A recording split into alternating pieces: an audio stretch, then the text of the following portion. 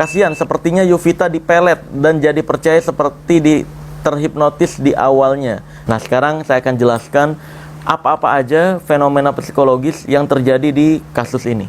Bukan pelet, bukan goib, bukan magis, bukan ilmu-ilmu dukun apapun. Video kali ini gue akan membahas sebuah kejadian yang sangat amat tragis sekaligus menyedihkan yang belakangan ini lewat di beranda kita, yaitu tentang kasus seorang, wah ini akan keluar kata-kata kotor. Kalau gue keluar kata-kata kotor nanti yang ada ini kena pelanggaran dan nggak bisa ditonton. Ya, ada seorang makhluk, bahkan ini lebih binatang daripada binatang ya, makhluk ini, yang bernama Taufik Hidayat. Dan sekarang dia sudah tertangkap oleh polisi dan sudah diadili juga. Semoga hukumannya setara, bahkan saya berharap lebih parah dari apa yang dia lakukan. Jadi dia menyiksa seorang wanita bernama Yovita sampai benar-benar, wah, fisiknya benar-benar tidak dikenali oleh keluarganya, dan juga harta bendanya juga diambil sama si orang ini alias dikuasai, dan korbannya ini tidak dipulangkan selama kurang lebih 2 atau 3 tahun ya? Iya, sekitar 2 sampai 3 tahun. Dan dari kasus ini banyak yang bertanya-tanya, kok bisa korban selama 3 tahun nggak minta bantuan atau pertolongan atau kabur dari si pelaku? Karena ini dengar-dengar mereka pacaran sampai ditato juga di badannya, Love Taufik kayak gitu, Yovita Love Taufik.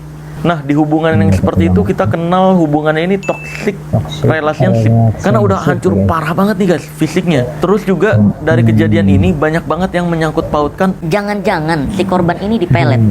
Nah, terus banyak yang mempertanyakan ke gue nih, banyak juga yang nge-tag pesulap merah, kalau pelet nggak ada, ini buktinya ini ada seorang korban wanita yang udah disakitin sedemikian rupa, tapi dia tetap tidak mencari bantuan ke orang lain, dan dia tetap mau tinggal bersama si pelaku selama kurang lebih 2 sampai 3 tahun itu, sampai akhirnya dianterin ke rumah sakit dengan kondisinya yang udah parah.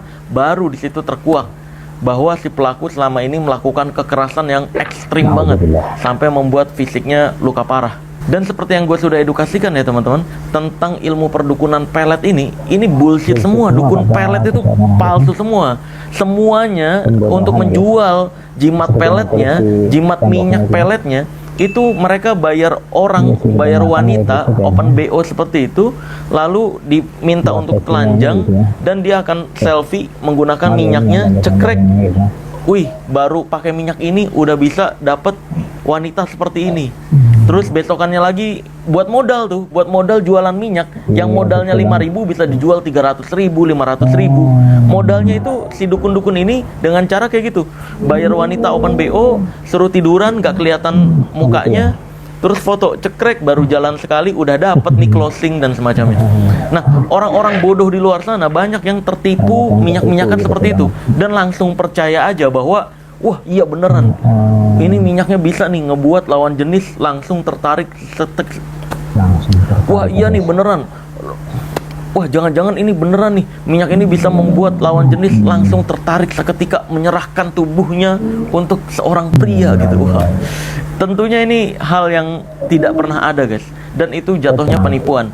Dan nanti kalau misalkan orang-orang bodoh ini memaksakan diri untuk membeli minyak tersebut lalu tidak sesuai ekspektasi mereka, si dukun akan bilang seperti ini, wah berarti ada amalan yang tidak kamu lakukan, wah berarti kamu melanggar pantangannya, dan alasan-alasan lainnya, macam-macam. Atau bisa jadi dibilang, wah berarti wanita itu tidak baik untuk kamu. Jadi selalu ada aja alasan yang membuat produknya ini seolah-olah ya asli atau sakti asli. Yang salah adalah kamu gitu. Padahal ya memang produknya tidak berfungsi apapun. Produk tersebut dinilai sakti beneran kalau kebetulan kamu pakai produk itu, terus kamu deketin wanita yang kamu suka, terus wanita tersebut suka juga sama kamu. Nah, itu kamu akan cocokologi. Wah, ini pasti karena ini. Nah, itulah yang terjadi di penjualan-penjualan jimat pelet di luar sana. Di online-online banyak tuh yang kayak gitu. Lalu kalau di kejadian Yovita dan Taufik Hidayat ini sebelumnya saya mau turut berduka cita ya untuk Yovita, untuk keluarga besar Yovita. Saya doakan semoga diberikan kondisi yang terbaik untuk Yovita, dan juga semoga rasa sakit yang dirasakan bisa menghapus dosa yang pernah dilakukan. Ya, saya berharap semoga keluarganya bisa terus menemani, terus juga bisa mensupport gitu. Nah, sebelum itu dibahas, saya akan baca dulu beberapa postingan netizen yang mengkait-kaitkan itu dengan pelet. Tahun 2024, Yovita sempat curhat ke sahabatnya inisial FW. Dalam wawancara di TV One, saat di pabrik, ia tiba-tiba memeluk FW sembari menangis cerita bahwa ia sudah hancur dan gak berani melawan Taufik Hidayat. Motor, uang, HP, emas, dan tabungan sudah dikuasai oleh pacar. Sebenarnya, ia tak mau tinggal bareng, tapi takut keluarganya kenapa-kenapa, karena Taufik dinilai punya backingan kuat. Nah, jadi, si sahabatnya ini menaruh kecurigaan, kok kalau memang nggak senyaman itu, kok lu masih mau sama dia? Jadi dari curhatan sahabatnya ini kita tahu nih, Taufik ini seolah-olah bilang dia punya backingan kuat, nggak bisa kena hukum, dan punya organisasi kuat, seperti yang kita tahu ya, di channelnya Bang Denny Sumargo. Itu juga keluarga dari Yovita menceritakan bahwa dia salah satu anggota ormas tertentu. Jadi dari anggota ormas tersebut, dia merasa punya backingan kuat. Mungkin itu yang digembar-gemborkan ke si korban, Yovita. Sehingga Yovita ini ketakutan nanti kalau berani macam-macam, keluarganya yang disakiti. Kasihan, sepertinya Yovita dipelet dan jadi percaya seperti terhipnotis di awalnya. Kalau nyimak di podcast Densu, kakaknya cerita saat di kantornya sempat menangis di toilet karena di luar ditungguin si iblis. Dia sudah ketakutan tapi nggak bisa melawan. Emang iya ada? Kayaknya yang dicerita Densu katanya sempat nangis di toilet karena di luar ditunggu si iblis. Si iblis maksudnya tuh bukan iblis dalam konotasi setan, bukan. Itu gue yakin si iblis tuh maksudnya si Taufik dah. Ya nggak sih? Ya. Ini bukan si iblis dalam konotasi hantu, goib, jin, bukan. Si iblis, istilah si iblis itu adalah si Taufiknya maksudnya ditungguin. Ini gue jelasin dulu nih teman-teman, kenapa ada duga-dugaan dipelet lah, ada berhubungan dengan goib, magis, dan semacamnya.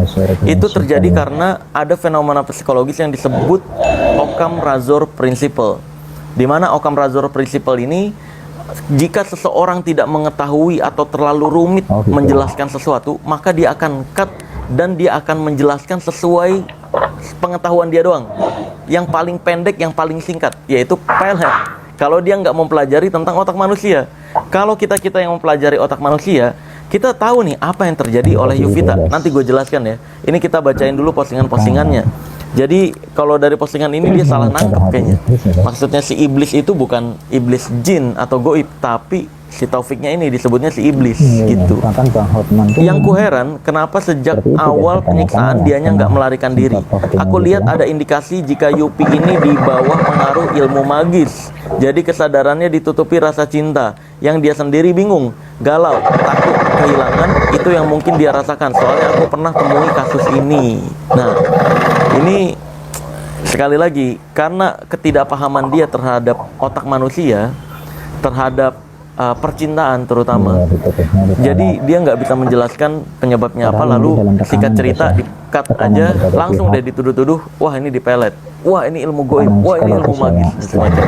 Nah sekarang saya akan jelaskan apa-apa aja fenomena psikologis yang terjadi di kasus ini.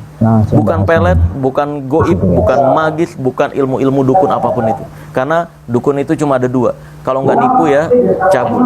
Dari kasus Yovita dan Taufik ini, saya yakin kekerasannya itu tidak mungkin terjadi dari awal hubungan mereka pacaran. Tidak mungkin. Dan saya yakin pasti di awal hubungan mereka itu Taufik itu melakukan yang namanya love bombing. Itu memberikan perhatian berlebih, memberikan kasih sayang berlebih, memberikan kepedulian berlebih, seolah-olah peduli, sehingga si wanita merasakan, wah ini dia beneran sayang sama gue nih. Nah itu namanya love bombing tuh. Itu manipulasi pikiran seseorang seolah-olah untuk membuat dia sangat amat dicintai, sehingga dia mudah untuk dikendalikan. Dugaan love bombing ini saya dapat dari cerita keluarganya di channelnya Bang Denny Sumargo. Karena si Taufik ini, si pelaku ini, dia sempat datang ke kantornya Yovita, terus nyari-nyari bosnya, terus ngomel-ngomel. Kenapa Yovita ini kok disuruh lembur terus? Kasihan dia capek. Kasihan dia tuh kerjanya berlebihan. Uang yang didapatkan tidak setimpal dengan apa yang dia kerjakan. Nah, Itu kan bentuk love bombing Pernah tuh. ngalamin kayak gitu nggak? Seolah-olah peduli, seolah-olah care. Beneran nyampe datang ke lokasi, mungkin antar jemput, mungkin bilang bahwa aku nggak rela nih kamu kecapean kayak gini, pulang terlalu larut malam, terus kamu juga dapat uangnya segitu, nggak timpal sama apa yang kamu kerjakan dan semacam. Itu bentuk love bombing tuh. Lalu setelah love bombing itu terjadi, si korban percaya, si korban yakin bahwa dia beneran sayang.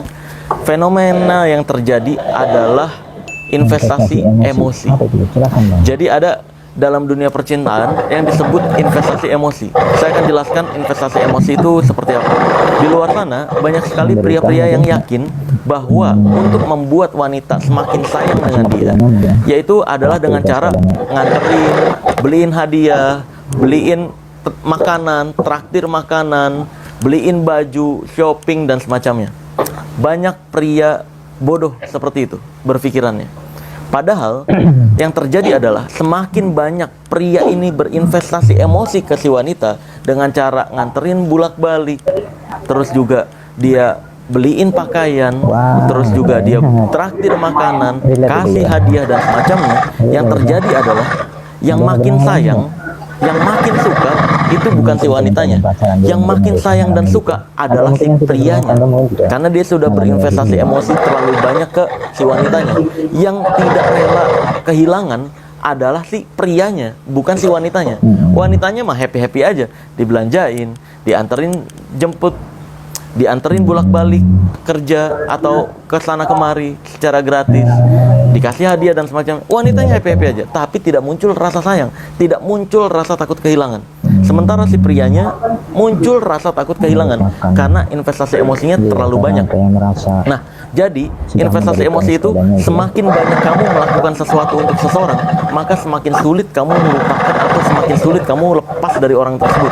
Maka dari itu sebenarnya kalau mau membuat seseorang sayang sama kamu, pasangan kamu misalkan, atau istri kamu atau suami kamu, pengen kamu buat untuk sulit untuk lepas dari kamu adalah pancing dia untuk melakukan sesuatu untuk kamu. Kayak misalkan kalau dalam rumah tangga yang suami istri mah memang saling investasi emosi ya. Kalau suami istri seharusnya sudah saling investasi emosi. Yang prianya kerja capek-capean, terus dapat uang, diberikan, dinafkahkan untuk istrinya, untuk beli makanan, traktir istrinya, memanjakan istrinya dan semacamnya. Istrinya investasi emosinya adalah dia nyapu untuk suaminya, nyambut suaminya dengan cantik, terus juga ngurus anak. Ini investasi emosi yang saling investasi emosi sehingga saling melekat, saling terikat, dan ini yang harusnya terjadi dalam hubungan, bukan salah satunya aja. Nah, kalau dalam dunia teknik percintaan, cara membuat dia suka atau sayang adalah kamu pancing dia untuk melakukan sesuatu untuk kamu. Kayak misalkan kalau baru PDKT nih, si prianya kan udah investasi emosi, jemput nih, jemput ke rumah, misalkan mau jalan, nonton bioskop dan semacamnya. Nah, pancing, si prianya harusnya pancing investasi emosi dengan cara 10 menit lagi aku sampai rumah nih, bisa tolongin bikinin kopi nggak buat aku, karena aku agak ngantuk nih, misalnya gitu. Nah, dengan si wanita membuatkan kopi, itu si wanita udah investasi emosi ke si pria. Semakin banyak si wanita melakukan sesuatu untuk si pria, dipancing melakukan sesuatu untuk si pria, maka si wanita ini semakin tidak bisa kehilangan.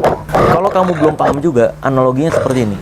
Kalau kamu mau beli iPhone, kamu akan berinvestasi emosi untuk mendapatkan iPhone itu, atau handphone yang kamu idam-idamkan, atau Android, atau apapun lah handphonenya. Handphonenya atau iPhone-nya itu diem-diem aja tuh. Yang investasi emosi adalah kamunya tuh. Kamu ngirit-ngirit, kamu nabung, kamu kerja capek-capek. Ketika uangnya dapat, kamu beliin handphone, iPhone. Yang terjadi adalah yang takut kehilangan adalah kamunya, bukan iPhone-nya. Nah, itu yang terjadi teman-teman. Semakin banyak kamu melakukan sesuatu untuk orang lain, semakin sulit kamu untuk lepas dari orang tersebut. Jadi, kalau dalam hubungan, sekali lagi, kalau suami istri ini misalkan kamu udah merasa kurang ke istri kamu, berarti kamu kurang investasi emosi ke istri kamu. Kalau istri kamu udah agak-agak kurang ke kamu, berarti istri kamu kurang investasi emosi ke kamu. Kamu harus nyadar tentang hal tersebut tuh, untuk mempertahankan rumah tangga kamu. Paham ini sangat penting untuk menjaga rumah tangga. Maka dari itu yang terjadi ke Yuvita dan Taufik ini adalah Yuvitanya udah terlalu banyak investasi emosi ke si Taufik. Di awal kan dia love bombing, terus juga si Yuvitanya merasa wah dia beneran cinta, wah beneran sayang, wah beneran peduli sama gue nih. Yang terjadi berikutnya adalah Taufik bilang kayak gini, aku boleh minjem motor kamu nggak? Ini investasi emosi nih, mancing nih Yuvita untuk melakukan sesuatu untuk si Taufik. Aku boleh minjem motor kamu nggak untuk bolak-balik nih? Aku ada meeting ke organisasi ini, ke ormas ini. Ormas ini aku kan bagian dari ini, jadi aku penting banget. Aku punya backingan banyak. Nah, minjem motornya. Yuvita investasi emosi ke si Taufik, yaitu dengan meminjamkan motornya. Lalu yang terjadi berikutnya adalah dugaan saya, Taufik minjem uang ke Yuvita. Aku mau ini tapi uangku belum turun nih. Aku pinjam uang kamu boleh? Nanti pas uang dari ini kalau udah turun, aku ganti deh. Nah, dengan begitu, karena Yuvita sudah percaya betul dia beneran sayang, beneran peduli, dia meminjamkan lagi uangnya, berinvestasi emosi lagi ke si Taufik. Lalu uangnya udah diambil, tadi emasnya bahkan sampai diambil, bahkan pekerjaannya. Taufik dengan bilang, kamu jangan kerja di situ deh. Kayaknya kamu capek doang di sana, lembur terus, kasihan aku sama kamu. Mendingan kamu berhenti aja dari kerjaan. Nah, kan ada curhatan dari keluarganya juga, dia sampai cabut, berhenti dari kerjaan. Ketika dia berhenti dari kerjaan, lagi-lagi Yuvita yang menginvestasikan emosi ke si Taufik. Ini udah terlalu banyak investasi emosi ke si Taufik nih, dari mulai harta, pekerjaan, bahkan keluarga. Di stop juga tuh. Taufik bilang mungkin, nih biar kamu nggak kejauhan, bolak-balik kayak gitu, mendingan kita pindah ke kosan ini aja yuk. Biar aku juga nggak terlalu jauh nih buat meeting untuk ketemu teman-teman, untuk ketemu ormas aku. Biar nggak terlalu jauh, kita pindah ke kosan kesini aja yuk, ke kosanku. Kamu jadi kan nggak perlu repot-repot kalau kita tinggal bareng. Lagi-lagi Yuvita pindah ke kosannya, itu lagi-lagi investasi emosi. Jadi dari keluarga, dari pekerjaan, harta, perhatian, ini Yuvita udah terlalu banyak menginvestasikan emosi ke Taufik, sehingga ini yang menyebabkan Yuvita sulit lepas dari Taufik. Nah, ketika love bombing terjadi, investasi emosi sudah dilakukan, maka yang berikutnya adalah trauma bonding. Trauma bonding itu adalah ikatan emosi yang tercipta dari kekerasan lalu dilanjut dengan kasih sayang. Nah, ini yang berikutnya diciptakan oleh si Taufik. Kekerasan sama dengan kasih sayang. Dia mencari-cari kesalahan dari Yuvita sehingga dia melakukan kekerasan. Mungkin awalnya nonjok, itu mungkin di tahun kedua ya terjadinya. Dia nonjok misalkan. Dia ngakunya mabok. Terus pas sadar dari mabok, dia bilang, wah aku kemarin nonjok kamu ya. Aduh, aku minta maaf ya. Aduh, aku jadi gak enak sama kamu. Kekerasan sama dengan kasih sayang, itu adalah trauma bonding. Yuvita memaafkan karena, oh iya, dia lagi minum alkohol aja. Toh kalau lagi nggak minum alkohol, kemarin, 1 tahun kemarin, dia beneran perhatian kok sama gue. Dia beneran peduli kok sama gue. Dia selalu teringat di love bombingnya. Lalu ketika trauma bonding ini tercipta, setiap kekerasan terus dilanjut sama Taufik, ditambahin kasih sayang, diajak makan di luar, diajak liburan mungkin di tahun kedua. Itu belum parah tuh biasanya, baru memar-memar. Nah, ketika itu terjadi, yang muncul di pikiran Yuvita adalah harapan untuk membuat si Taufik lebih baik ke depannya. Istilahnya itu dikenal dengan sebutan Pygmalion. Jadi di mana seseorang muncul harapan untuk merubah dia menjadi lebih baik gitu. Nah, karena dia keingetnya pas di awal-awal ketemu, pas love bombing itu, pas dikasih perhatian, peduli, berlebih, sehingga dia yakin dia bisa baik seperti yang dulu gitu. Jadi banyak memaklumi, banyak memaafkan. Ketika dikerasin, oh iya, ya udah iya gue diem. Terus juga ditambah lagi pengakuan si Taufik bahwa dia punya ormas yang kuat, backingan yang kuat, sehingga kalau kamu macem-macem, biasanya mulai muncul tuh ancaman-ancaman. Kalau kamu macem-macem, nanti ormas saya atau backingan saya bisa turun tangan nih untuk nindak kamu, untuk nindak keluarga kamu dan semacamnya. Lalu dimaafkan sambil berharap dia bisa lebih baik kok ke depannya. Lalu juga tentang tato, Taufik love Yuvita atau Yuvita love Taufik gitu kan. Itu terjadi pada saat love bombing itu terjadi sebenarnya. Sehingga si wanita benar-benar diberikan keyakinan bahwa si Taufik ini benar-benar serius. Nah, dari tato ini juga kan udah melanggar perjanjian si Yovita dengan si keluarganya. Keluarganya nggak membolehkan dia bertato. Ketika itu dilakukan, lagi-lagi itu investasi emosi yang dilakukan oleh Yovita ke si Taufik, sehingga semakin sulit dia lepas dari si Taufik ini. Kalau sudah seperti ini, love bombing sudah dilakukan di awal, terus juga investasi emosi sudah dilakukan, Yovita udah terlalu banyak melakukan banyak hal ke si Taufiknya ini, sehingga dia nggak rela kalau kehilangan Taufik karena udah ngelakuin A, B, C, D, E, F, G, H, I, J, K, L, M, N. Udah terlalu banyak tuh. Kalau lepas, masa iya perjuangan gua selama ini gua lepas begitu aja. Gitu tuh yang muncul di pikiran orang-orang yang terkena investasi emosi ini. Lalu yang ketiga, sudah terkena trauma bonding juga. Setiap kekerasan dibalas kasih sayang, kekerasan kasih sayang, kekerasan kasih sayang. Lalu muncul harapan baik dari keluarga juga udah jauh, ya kan? Nah, lalu yang berikutnya adalah muncul rasa takut sendirian. Karena di kondisi seperti ini, dia udah nggak punya apa-apa lagi, udah nggak punya siapa-siapa lagi, mau cerita malu, mau balik ke keluarganya juga khawatir. Kalau cerita ke keluarganya khawatir, wah nanti dia kalau kambuh gitu, nanti gue disakitin, nanti keluarga gue ikut disakitin. Nah, rasa takut sendirian ini, karena dia udah nggak punya emas, nggak punya penghasilan, nggak punya uang, nggak punya motor lagi, dikuasai semua sama si Taufik, maka jalan satu-satunya adalah sabar aja sambil berharap harapan menjadi lebih baik si Taufik. Itu yang terjadi sampai akhirnya dia luka-luka, akhirnya ngikut semua perkataan si Taufik. Terus juga ancaman-ancaman si Taufik lebih mempertakut dia lagi, sehingga dia terkurung dengan harapannya dia sendiri. Nah, itulah yang terjadi dengan Yovita. Makanya dia nggak bisa lepas dari Taufik, karena ini nih yang dilakukan Taufik ke si Yovita. Permainan psikologisnya benar-benar dimainkan. Semua harta bendanya, bahkan dirinya si Yovita udah dipegang kendalinya oleh si Taufik. Jadi bukan goib-goiban, bukan pelet-peletan. Enggak, guys. Hal-hal yang tadi dilakukan, yang saya sebutkan, itu udah banyak terjadi di hubungan-hubungan toxic relationship. Dan seharusnya di hubungan-hubungan yang benar itu tidak ada trauma bonding. Harusnya nggak ada. Trauma bonding itu nggak ada. Harusnya nggak pernah ada kekerasan. Harusnya seperti itu. Kalau di hubungan yang sehat, trauma bonding ini harusnya nggak pernah terjadi. Ini ketika kamu sudah sadar ada trauma bonding, kamu dikerasin, itu tanda bahwa kamu udah kayaknya gue harus lepas deh. Kalau dia emang sulit berubah dan itu dilakukan berkali-kali, apalagi dia pemabuk atau misalkan pemain judi atau misalkan dia pengguna narkoba dan nggak pernah berhenti terus ngelakuin kekerasan, itu tanda bahwa kamu berpikir kayaknya gue harus stop deh. Nggak ada arah untuk ke arah yang lebih baik. Ya udah, kamu harus stop. Kamu cerita ke keluarga kamu cerita ke teman-teman sekitar kamu cerita ke tetangga kamu dan semacamnya. Jangan tersangkut dengan harapan untuk menjadi lebih baik di saat dia tidak berubah, di saat dia memang tidak ada menunjukkan arah untuk menjadi lebih baik.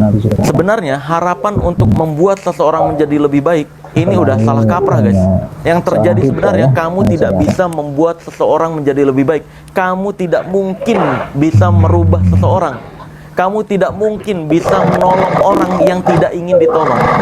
Ini sudah terjadi di kisah Nabi Nuh dan Nabi Lut, di mana istrinya durhaka kepada si Nabi Nuh dan Nabi Lut. Bayangin, seorang nabi punya istri durhaka, dia tidak bisa merubah istrinya sendiri untuk tidak durhaka. Jadi ini udah membuktikan kita manusia biasa, apalagi seorang nabi aja nggak bisa merubah hidup istrinya sendiri. Nah, maka dari itu, dari kisah Nabi Nuh dan Nabi Lut, ini bisa memberikan pembelajaran bahwa sebenarnya yang bisa merubah diri seseorang adalah keinginan dia untuk menjadi lebih baik, yaitu adalah keinginan dia sendiri, bukan karena kita. Kita cuma bisa menyarankan ketika saran kita tidak didengarkan, dia tidak ada keinginan untuk jadi lebih baik. Saran terbaik atau langkah terbaik untuk orang-orang yang tidak ingin berubah jadi lebih baik adalah meninggalkannya. Jadi dari kisah Yovita dan Taufik ini kita bisa ngambil pembelajaran nih teman-teman. Ketika kamu merasa bahwa kok pasangan saya berubah ya, dulu lembut, sekarang kok sekasar ini, kok sekarang mukulin saya sampai luka kayak Yovita kayak gitu. Itu sebenarnya bukan pasangan kamu yang berubah, dia baru menunjukkan aslinya dia. Di awal itu bukan aslinya dia, di awal itu topeng sebenarnya untuk mengambil kepercayaan kamu. Aslinya dia ya seperti itu, bukan dia yang berubah, tapi memang dia menunjukkan aslinya dia gitu. Nah, saat dia menunjukkan aslinya dia dan kamu merasa tersakiti, apalagi sampai luka parah, kayak lebam dan semacamnya muka kamu kayak gitu, itu saatnya untuk meninggalkan teman-teman. Oke, mungkin begitu aja video kali ini. Saya rasa udah jelas. Bukan pelet, bukan ilmu-ilmuwan magis. Jangan lagi percaya ilmu-ilmuwan seperti itu ada, nggak pernah ada. Karena semuanya bisa dijelaskan, semuanya ada pengetahuannya. Saran saya belajar teknik-teknik percintaan biar kamu paham bagaimana otak wanita dan otak pria bekerja. Kayak contohnya otak pria tuh, saya bisa kasih saran untuk mempelajari otak pria seperti apa, biar suami kamu bisa lebih sayang lagi ke kamu, nggak bisa lepas dari kamu. Itu belajar dari Dr. Aisyah Dahlan. Itu yang oke banget ya, pengetahuan tentang otak pria. Sedangkan pengetahuan tentang otak wanita, kamu bisa belajar dari kelas cinta atau pencinta wanita. Kalau kelas cinta itu Lex de Praxis dan Kay Savory. Ini dua orang yang mengajarkan tentang bagaimana otak wanita bekerja, bagaimana cara membuat wanita tertarik sama kamu, suka sama kamu.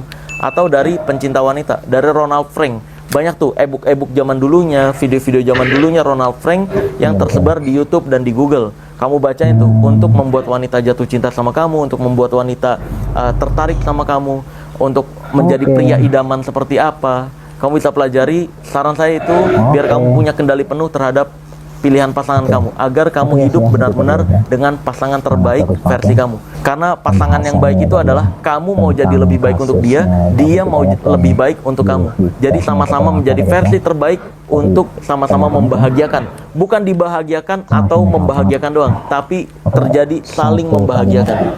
Sehingga tidak ada yang dituntut, sehingga tidak ada yang dirugikan, sama-sama berusaha untuk menjadi lebih baik versi masing-masing. Ya udah, mungkin begitu aja video kali ini. Sampai jumpa di video berikutnya. Saya akan tutup video ini dengan tagline ilmu merah. Jadilah lebih pintar daripada orang pintar, jadilah lebih normal dari paranormal, dan jadilah lebih natural dari ahli supranatural. Bye-bye.